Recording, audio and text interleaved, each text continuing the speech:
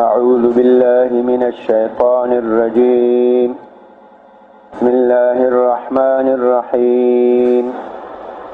وإذا طلقتم النساء فبلغن أجلهن فأمسكوهن بمعروف أو سرحوهن بمعروف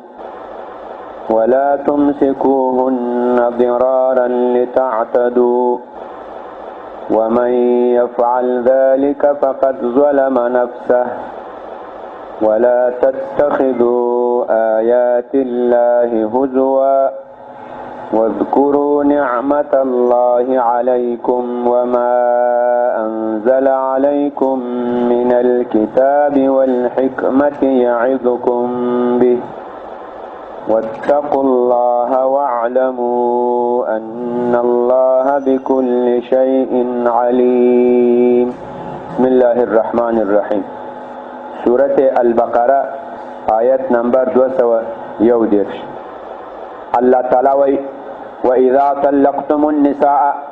او کله چې تاسو طلاق کړئ النساء بیبیانی فبلغن بیا هغوی ورسیږي اجلهن خپل نیټو ته خپل نیټې ته ورسیږي چې درې ماهواري وي هغه درې ماهواري یې پوره شي. ظاهرا آیت داسې ده خو له دې نه مراد نزدېکت ده. فبلغن اجلهن چې دوی هغه درې ماهواري وي ته نږدې شي، یعنی هفته یوه هفته پاته یې چې نور درېیمه ماهواري پوره کېږي. ځکه چې درې سره ماهواري پوره شي بیا خاوند بیرته رجوع نه شي کولی، او دلته الله تعالی وایي چې یا به رجوع کوي یا به پسې پرېږدي. فبلغن بیا دا بیبیانې نږدې شي اجلهن هغه درې ماهواري ته درې حیضونو ته هغه نیټو ته. نو له دې نه وروسته فامسکوهن الله تعالی د طلاق په مسله کې له خپلو بندګانو سره یو ډېر د حکمت معامله او چلند کړی. داسې نه ده چې سړي بیبي ته وویل چې انت طالقن هغه فی الحال طلاقه شو، داسې نه ده. که سړي خپلې بیبي ته وویل چې انت طالقن یو طلاق یې واچول، درې ماهواري وي که دې بیبي ته ماهواري راتله یا درې میاشتې که نه راتله یا چې په ګېډې کوم بچی ده د هغې تر پیدا کېدو پورې دا خاوند ته بیرته دا حق شته چې دی دې بیبي ته رجوع وکړي چې ورته وایي بس ته دې ما بیبي یې ما تا ته رجوع کړي، یا په خلو رجوع وکړي یا په لاس باندې په مینه محبت باندې لاس پې ووهي بیرته دا بیبي د ده بیبي شوه. دا دې په خاطر چې دا نکاح د ښځې د خاوند منځ کې یو ډېر اهم تعلق ده. دا باید فی الحال مات نشي، ځکه کله کله خاوند غوسه وي په غوسه کې یو خبر وکړي یو طلاق واچوي. نو الله تعالی وایي چې اوس هم بیبي له تانه خلاصه نه ده، تر درې ماهواري و پورې ته ټیم لري. دا درې ماهواري سره رانږدې چې نور خاوند اوس د تا خوښه ده. که په خپل طلاق باندې پښیمانه یې بیرته هغه خپلې بیبي ته رجوع وکړه به تا بیبي شي، او که پښیمانه نه یې بس بیبي دې نه خوښېږي پرېږده چې دا درې ماهواري وې پوره شي او به لاړ شي بل خاوند سره به نکاح وکړي. وَإِذَا طَلَّقْتُمُ النِّسَاءَ او کله چې تاسې طلاق کړئ دا بیبیانې فبلغن نو دوی نږدې شي اجلهن خپلو نیټو لره فامسکوهن نو دا بیبیانې بیرته راخپلې کړئ، دا راونیسئ یعنې رجوع ورته وکړئ بمعروف په مشروع طریقه او سرحوهن یا یې خوشي کړئ بمعروف په مشروع طریقه. کم خوښي نه وي بس پرېږدئ چې هغه درې ماهواري وي پوره شي او لاړ شي له بل خاوند سره نکاح وکړي. ولا تمسکوهن د دې آیاتونو مطلب د دې مقصد دا ده چې بعضې عربو به داسې چل کول، بیبي ته به طلاق واچول یو طلاق، نو هغه خو درې ماهواري به تېرېدې بیا به دا بل خاوند سره تلله چې کله به درې ماهواري رانږدې شوې سبا او بله ورځ به ټیم پوره کېدو بیرته به رجوع وکړه خپلې بیبي ته چې ته ما زوجه یې. خو دا رجوع به په دې نیت نه کوله چې دا به د ما بیبي سي او زه به دې سره کور جوړم ژوند جوړم او زندگی به برابروم. دې په نیت په دغسې نیت به رجوع نه وکړي. بیا به رجوع چې به وکړه یوه هفته چې به تېره شوه بیا به طلاق ورته واچول چې طلاق به واچول خو به بیا دویم طلاق شو، بیا به هغې انتظار کول تر درې ماهواري و پورې چې بیا به ناټه رانږدې شو بیا به رجوع وکړه، هغه به نه پرېښولې چې بل خاوند سره نکاح وکړي. په دغه طریقه به هغه زوجې ته هغه بیبي ته یو قسم تکلیف رسول. آخر به هغه بیبي خواره کوي هغه مجبوره شوه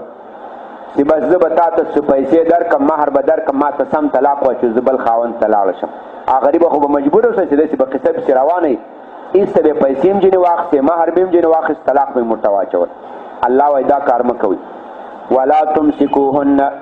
نو تاسې بیبي ته بیرته رجوع کوئ په دې کې به د حکمت دا وي په دې کې به د مقصد دا وي چې بیرته ژوند زندګي جوړه کړم لکه د ښځې د خاوند غوندې د شریعت په حدودو کې زندګي وکړم ولا تمسکوهن او تاسې مه راخپلوئ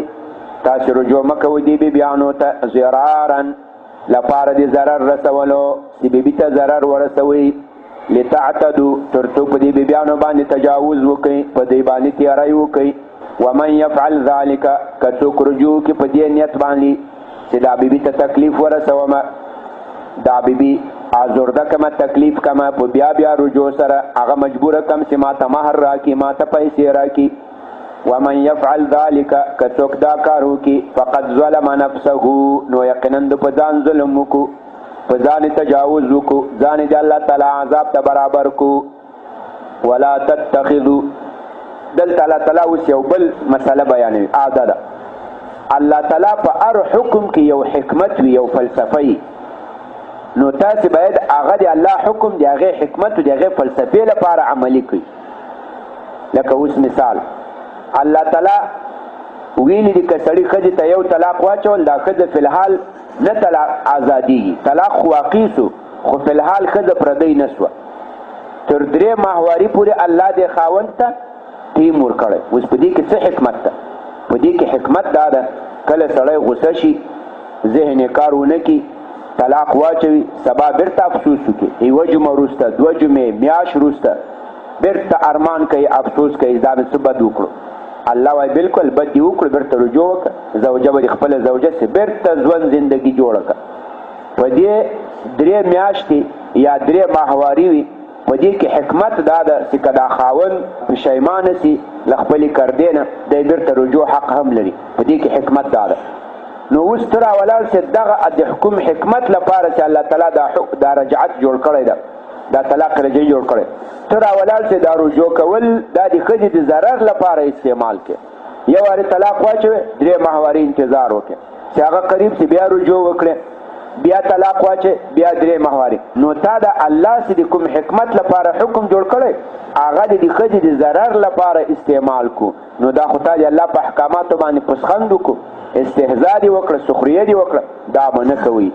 الله سې د کوم حکمت لپاره حکم مشروع کړی یا هغه حکمت لپاره به ته هغه استعمالوي بل مطلب غرض به ځینې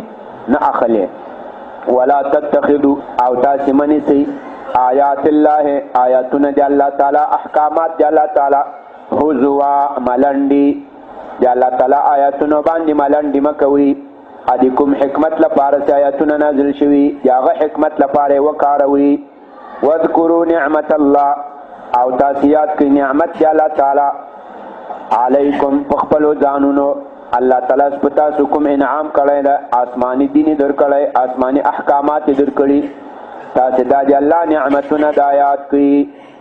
وما په دې کې 2 توجیهګانې دي یو توجیه دا ده دا ما موصوله ده په معنا د الذي دا عطف که په نعمت باندې دا به 2یم مفعول سي واذکروا او یاد کړئ نعمت الله د الله تعالی نعمتونه علیکم پر تاسو واذکروا ما او یاد کړئ هغه څه انزل علیکم چې الله تعالی نازل کړی پر تاسو هغه کوم چیز ده چې الله پر تاسو نازل کړی چې هغه عبارت ده من الکتاب د آسماني کتاب والحکمت هغه عبارت ده له علم د شریعت نه والحکمت هغه عبارت ده له علم د حلال او د حرامو وما دا منصوب سي دا به عطف سي په نعمت الله واذکروا نعمت الله او تاسو یاد کړئ نعمت د الله تعالی علیکم پر تاسو وما او هغه څه یاد کړئ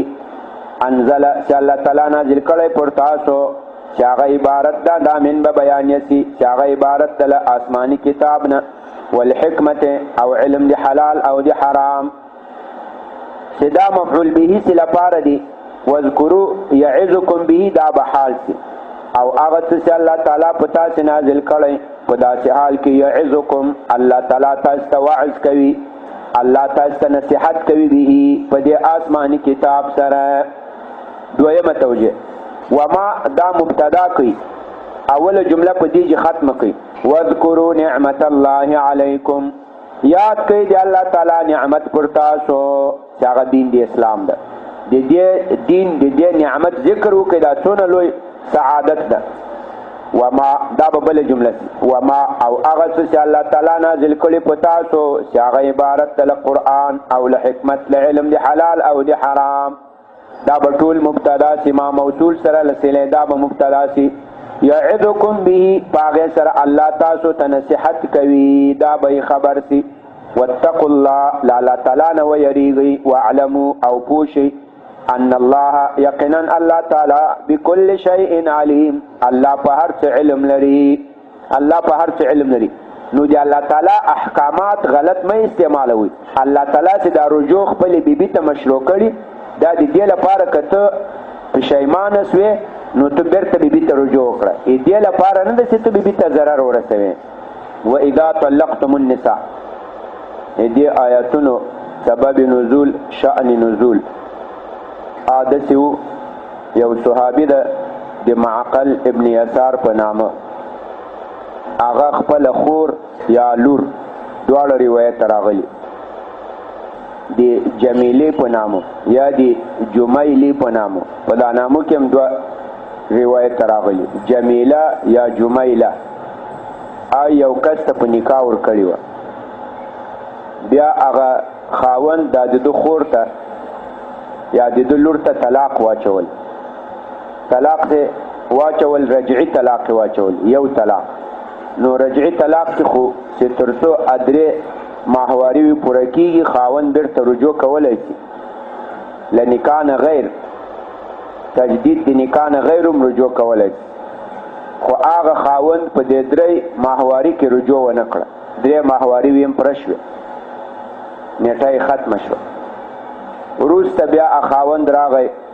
د معقل ابن یسار ته وویل چې دا خور یا دا لور دا دې بیرته ماته په نکاح راکړه دا کومې ته چې ما طلاق اچولی دا معقل ابن یسار دا غصه شو او رښتیا دا معقل ابن یسار خپله ورغلی و دې کس چې د خپله خور په نکاح ورکړې وه دا صحابه کرام چې وو هغه داسې نه و لکه موږ تاسې خپله چاته نه وایو چې دا ما خور دا د ما لور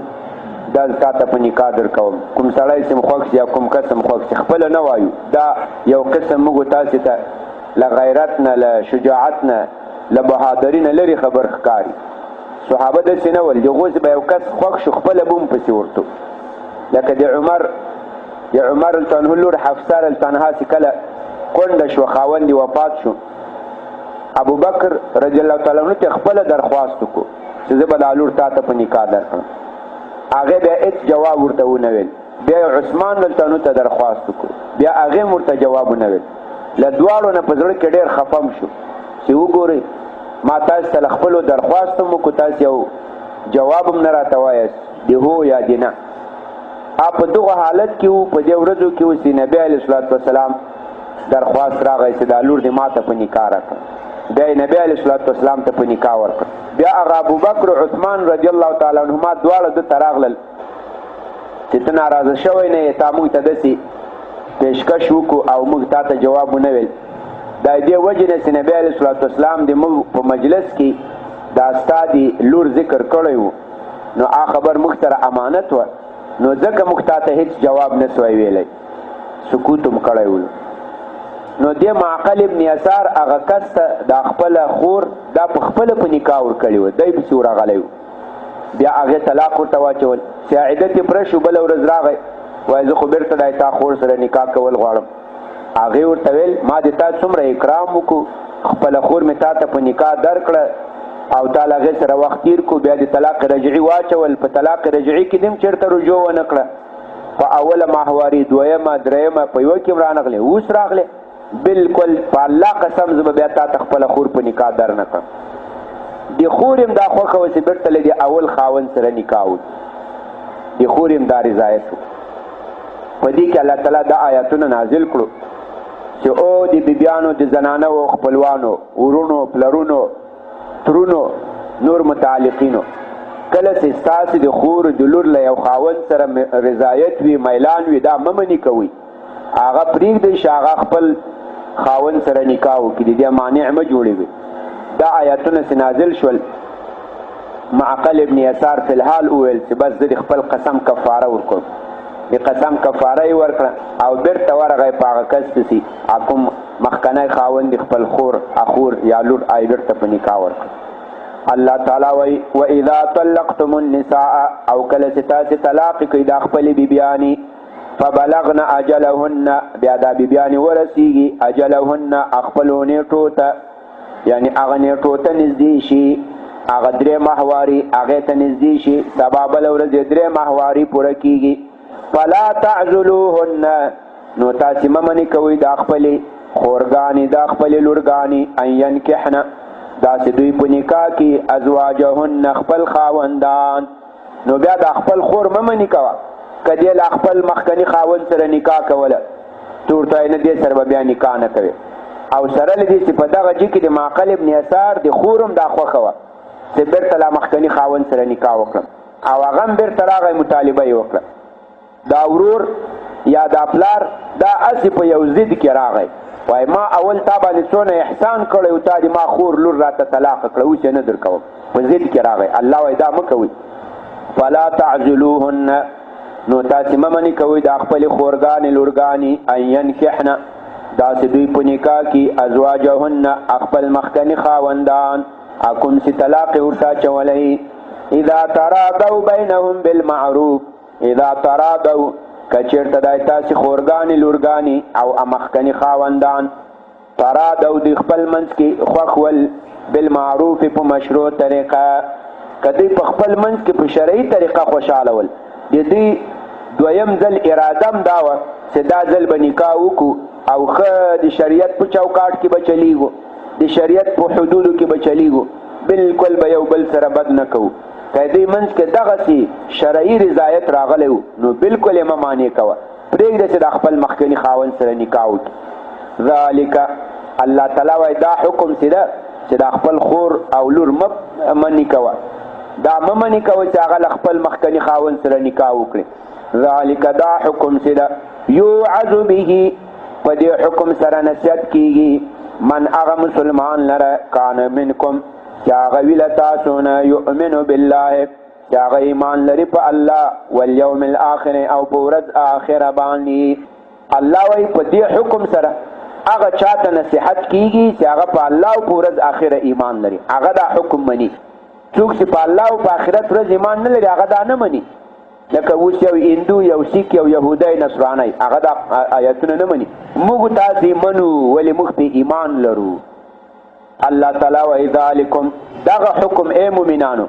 چې ته خپل خور او لور پرې نږدې منع نه کړې، خپل خور او لور منع نه کړې له دې چې هغه خپل خاوند سره په خوښه نکاح وکړي، په دې باندې زور ونه کړې، منع یې نه کې. دا حکم چې ده ازکا لکم دا ډېره صفایي ده تاسو ته،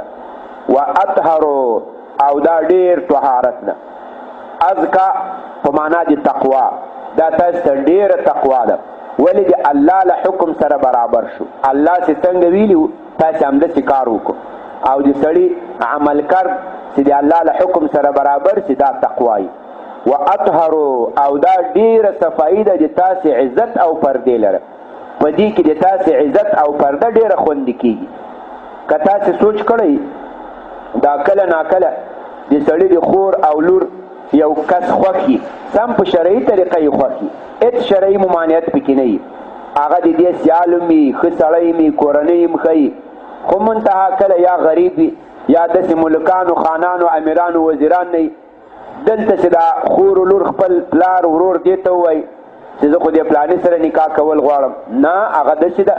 هغه غریبان دي، هغه امیران نه دي، وزیران نه دي، یا د هغې پلار چې و پلانې چې کې ما نسوار ځینې وغوښتل ما ته نسوار را نه کړو، یا کله خو امورګانې هم پکې را ودانګي، امورګانې وایي نه پلاني واده ته موږ تللي وو د دې یا ما ته داسې خبر وکړه زه دې ته خپله لور نه ورکوم. د دغو خبرو له وجې نه کله دا نکاح پاته شي، نورې خبرې منځ کې راواچوي، د تربګیني و، د عصبیت و، د ضد و، د بدبیني و، د دې و د دې داسې کیسې منځ کې راواچوي. دا هلک و جنۍ سره پرې نه وي، شرعي هېڅ معنی نه وي، داسې نه وي چې هلک بد سړی دا بله ورځ چې خبرېږي دا جنۍ بل چاته ورکړي، بل ځای د جنۍ نه وي خوښ، هغه بیا جنې زار خوړلي جنې ځان مړ کړي یا چېرته به ځان پټرول توی کړي یا چېرته وتښتېږي ایسته ساتي بدرنګي هم جوړه سي رسوایي هم جوړه سي لو بدنامي جوړه سي الله وایي دا مه کوئ ذالکم ازکا لکم دا تاسې ته ډېره تقوا ده ولې د الله په امر هم عمل وکړو خپله خور لور منې نه کړه واطهرو دا تاسې ته ډېر صفایي ده د تاسې د عزتو د پردې په خاطر په هغه کې څوک د شل وارې موږ لیدل د خلک بې عزته سي بې پردې سي الله تعالی وایي ذالک دا حکم چې د یوعظ به په دې حکم باندې نصیحت کېږي وعظ کېږي من هغه چاته کان چې هغه وي منکم له تاسو نه یؤمنو چې دی ایمان لري په الله او په ورځ آخره باندې ذالکم ازکا لکم دا حکم منل دا ډیره تقوا ده تاسو ته واطهرو او دا ډیره صفایي ده د تاسې عزت پردې لره والله یعلم وانتم لا تعلمون الله ډیر ښه پوهیږي د تاسې په تقوا او په عزت په پرده وانتم لا تعلمون او تاسې نه پوهیږئ تاسې نه پوهیږئ چې تقوا په څه کې ده تاسې نه پوهیږئ چې د ما عزت او پرده په څه کې ده نو کله داسې زورونه ولګوئ ضد وکړئ چې پکې بې پردیم سي بې تقوام سي تقوام پکې لاړه سي عزت و پرده پښتون پکې لاړه شي نو والله یعلم وانتم لا تعلمون الله خو پوهیږي تاسې نه پوهیږئ معقل ابن یسار چې دا آیاتونه نازل سو فی الحال د خپل قسم کفاره ورکړه د خور یا د لور خاوند ته بیرته حال ولېږل چې راشه زه خپله خور و لور بیرته په نکاح درکوم صحابه چې ول هغه بالکل د الله حکم ته منقاد ول هغو د الله د احکامو بدل کې بدماشي نه کوله بس دستي به تسلیمېدل هغې ته به منقاد کېدل تر همدې چې پورې بس ته د دې آیاتونو کې دوه لو خبرې د عبرت شو یو دا د الله آیاتونه چې د کوم حکمت و فلسفې لپاره نازل شوي باید موږ د هغو لپاره هغه احکامات جاری کو عملی کو داسې نه چې حکم د یو غرض و حکمت لپاره موږ راولاړ شو بله فایده جنې اخلو دا استهزاء بآیات الله ده او بل دا الله چې موږ ته کوم احکامات نازل کړي په دې کې د موږ تقوام ده او په دې کې د موږ عزت و پردم ده او کوم چې موږ تاسې خپلې بدماشیانې زیدو دا چرته کوو په هغې کې تقوام له منځه لاړ شي کله خبر مرګ ته ورسېږي لور مړه کړي زوی مړ کړي کله خبر رسوایي و بې عزتي و بې پردګي ته ورسېږي جنۍ وتښتي یا ځان مړ کړي لوی د واده په شپه باندې لو رسوایي جوړه سي د واده په شپه باندې لو بدنامي و بدرنګي جوړه سي هغه عزت و پرده ټول پکې لاړ شي نو د الله په احکاماتو کې تقوام د ګوري عزت هم ده څوک هم دوکه نه کړي په دې نورو خبرو چې موږ خو پښتانه یو موږ خدا یو موږ خو آیو دا مه ورته وایم ورته وایه زه نه پښتون یم نه شه یم زه مسلمان یم ګورې دا ژبه هېڅ معنا نه لري زه پښتون یم دا زه دا طالبانو ته ډېر وایم کلمات نیکه مثال یو 100 کاله مخکې تللی وای پنجاب ته اول چې پنجاب کې ځمکه پټی اخیستی وای هلته آباد سوی وای اوس به زه څوک وم اوس به زه پنجابی وم کان نو زه به ذاتي بد وم ولې خو پنجاب کې پیدا شم خو بیا به هم دغه شی وم لکه دا اوس یم خالی پنجاب کې به پیدا سوی وم که د ما نیکه یا غور نیکه یا چېرته داسې یو 1000 کاله مخکې د ما نیکه دا حبشې ته تللی وای حبشو ته سوډان ته اوس به زه هلته پیدا وم تک تور ځوان به وم زه به ذاتي بد وم ولې زه حبشي سوم هېڅ به بد نه وم بیا به هم دغه شی وم